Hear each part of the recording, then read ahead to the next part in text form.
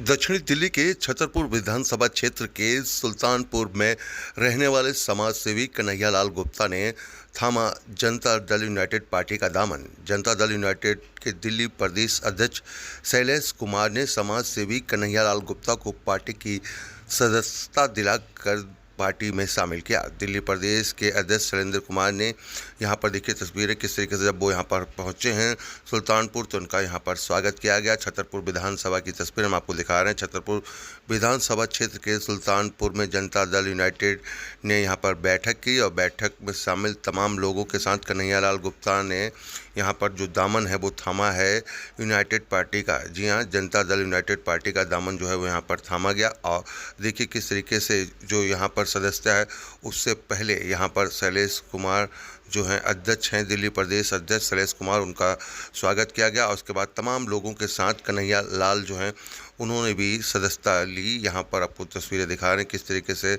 Janata Dal United की जो सदस्यता है वो ली गई। तो कहीं ना कहीं जो संख्या है वो बढ़ रही है। दिल्ली में पूर्वांचल के रहने वाले लोग के साथ साथ आम लोग हों, समाजसेवी लोग हों, वो बढ़ चढ़ कर जनता दल यूनाइटेड पार्टी के साथ जुड़ रहे हैं।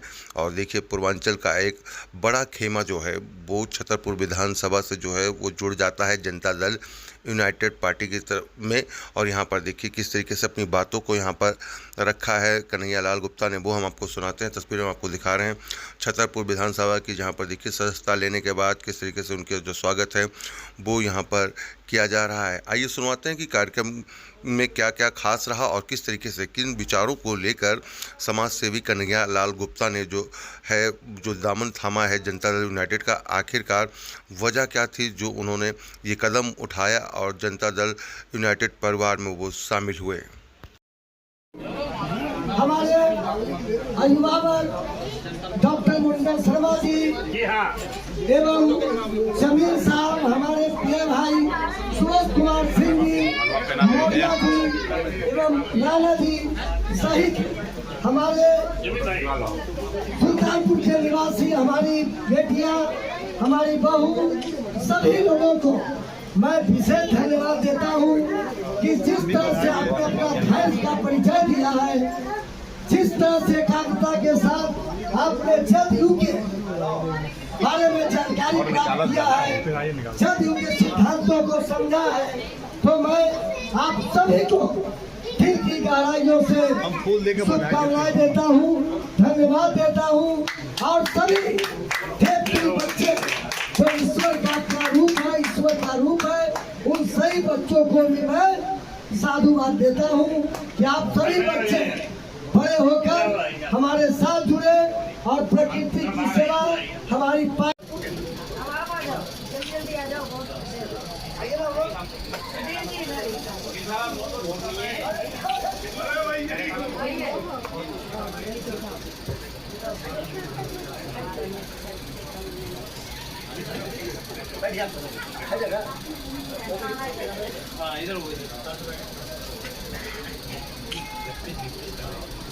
हो गया बेटे। अब आएंगे श्री मुंडन शर्मा जी को बुला लीजिए कि मंत्रालय से हैं भाई साहब, जाइए।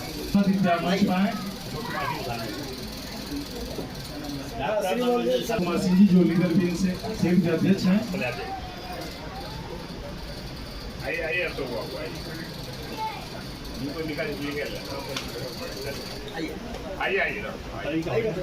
कानून को पढ़ा था।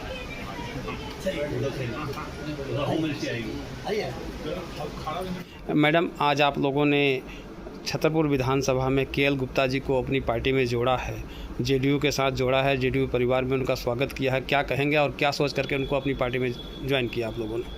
मैंने केएल गुप्ता जी के कार्य को देखा और वो बहुत पहले से ही सामाजिक कार्य में जुटे हुए हैं, तो मैंने उनके कार्य को देख करके मैं उनसे प्रभावित हुई।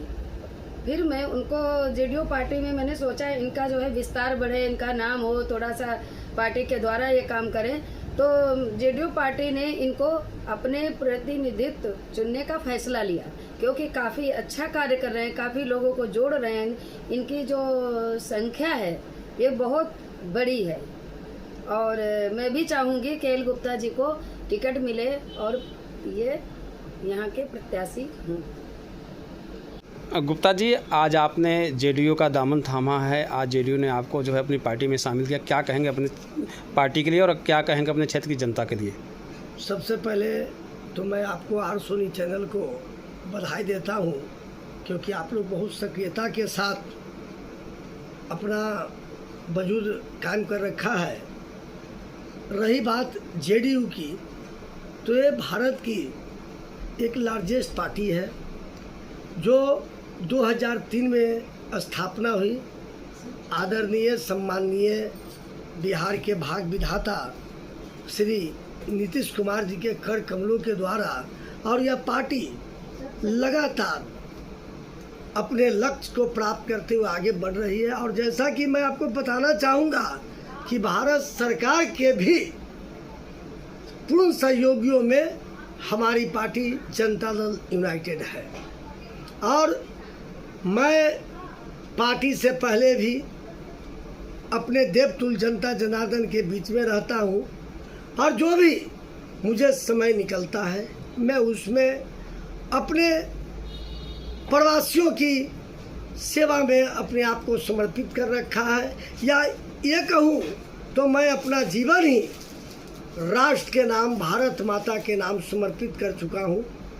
और इसमें मैं लगातार जनता जनार्दन से मैं अपील करता हूँ कि आप हमारे ऊपर भरोसा करें, और मैं इस क्षेत्र की जो समस्या है जल का, बिजली का, उसको मैं दूर करने की पुरजोर कोशिश करूँगा।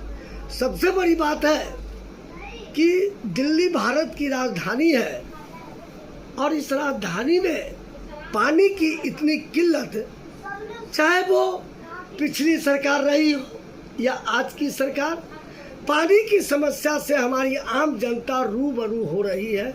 और पानी के बिना किसी भी देश की, किसी भी शहर की, किसी भी गांव की कल्पना नहीं की जा सकती। इस पर पिछली सरकार की नीयत और नीति खराब थी, जिसका परिणाम जनता ने उन लोगों को बुरी तरह नकार दिया।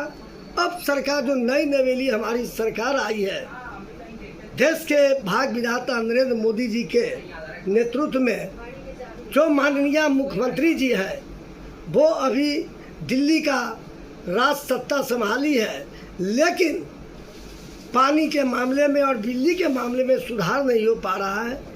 मैं तो पहले भी बतलाया और अभी बतलाना चाहूँगा कि भारत की राजधानी दिल्ली में टैंकर माफिया, जल माफिया, ये कौन है भाई? क्या ये सरकार का प्रतिनिधि है या ब्यूरोक्रेट का प्रतिनिधि है? आखिर जल बोर्ड में पानी कहाँ से आता है? जो गली गली में पानी नहीं आता, सुल्तानपुर में, छतरपुर में, फतेहपुर बेरी में, चांदनहुला में, आयानगर में, आखिर क्यों? इसके पीछे मुझे कोई ना कोई बड़ा गिरोह दिखाई पड़ता है जो पानी को बेचने का काम करता है। देखिए, भारत एक ऐसा देश है जिसे हम माँ कहकर पुकारते हैं। 3 भाग पानी से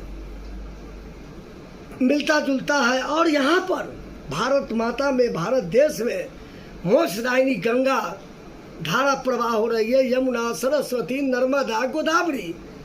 फिर यह पानी खरीद कर पीना पड़ता है, या बोतल के द्वारा, या टैंकर के द्वारा, या बोतल के द्वारा। मैं समझ नहीं पा रहा हूँ। इस पर मैं विस्तृत चर्चा ग्रामीण लोगों से भी करूँगा, क्षेत्रवासियों से करूँगा, और दिल्ली के संपूर्ण जनता से भी मैं चाहता हूँ जन संवाद करूँ कि आखिर पानी के लिए आप लोग की क्या सोच है। रहा बिजली की बात, मनुष्य की प्राथमिकता आज जिस तरह से पानी की समस्या के बाद बिजली की समस्या उत्पन्न है पूरे दिल्ली में, आखिर क्यों? अगर कोई आदमी 1+1, 2+1, 3+1 जो प्रवासी लोग यहाँ पर फ्लैट खरीदते हैं, उसके बाद फ्लैट तो खरीद लेते हैं, उसके बाद उसे बिजली लगाने के लिए बड़ी मशक्कत करनी पड़ती है। आज BSES है, इसके पहले डेसू था, इतनी समस्या नहीं थी। लेकिन आज आपने गलती से 4th फ्लोर, 3rd फ्लोर पे फ्लैट परचेज कर लिया तो आपको नाक को चना चबा देगा विद्युत बोर्ड वाले। और भ्रष्टाचार का ये आलम है कि वहाँ का एक छोटे कर्मचारी से लेकर वरिष्ठ कर्मचारी तक अपना बैग, अपना पर्स खोल कर बैठा कि भाई पैसा दो, पैसा नहीं दिया तो काम नहीं होगा, और इलीगल काम जो भी कराना है करा सकते हैं। तो आखिर क्यों? दिल्ली की समस्या, आज दिल्ली में ऐसे हजारों फ्लैट पड़े हुए हैं जो गरीबों ने अपने गाढ़ा पसीना के कमाई से खरीदा, लेकिन बिजली के बिना उनकी जीवन बस से बदतर है। सरकार इस पर भी कोई एक्शन नहीं ले पा रही है। तो मनुष्य को क्या चाहिए? जो प्रवासी लोग हैं या दिल्ली के लोग हैं, पानी, बिजली और जीवन जीने का जो साधन है सड़कों के हाल देखिए। इलेक्शन से पहले थोड़ा काम जो हुआ, कई गलियां, या महरौली की गली हो, सुल्तानपुर की गली हो, फतेह, जहां भी आप जाएंगे आप देखेंगे कि रोड भी चुस्त दुरुस्त है। मैं इसी बात पर कहना चाहूँगा कि आप बिहार जाइए, एक बार हमारे बिहार में आइए, और हमारे जदयू के वरिष्ठ पदाधिकारी श्रीमती अलका जी बैठी हैं। कभी आपको जाने का अवसर मिले तो लखनऊ तो आप जाते हैं, बाकी मैं जनता जनार्दन से बोलूँगा लखनऊ जाकर देखिए, भारत का स्वर्ग लखनऊ दिखाई पड़ता है। लेकिन ये दिल्ली, मैं क्या बोलूँ इस दिल्ली को, दिल से दिल्ली में रहता हूँ, लेकिन दिल्ली की ऐसी व्यवस्था नहीं है जहाँ पर लोग आज के डेट में तरीके से रह सके। पानी के लिए लंबी लाइन, और सरकार की एक और पॉलिसी, झुग्गी झोपड़ी, लोगों को गुमराह करने का स्कीम। वहाँ भी मनोज जी पानी टैंकर के द्वारा पहुँचता है। अगर सरकार की नीयत सही हो तो वहाँ पर पाइप के द्वारा पानी भेजा जा सकता है।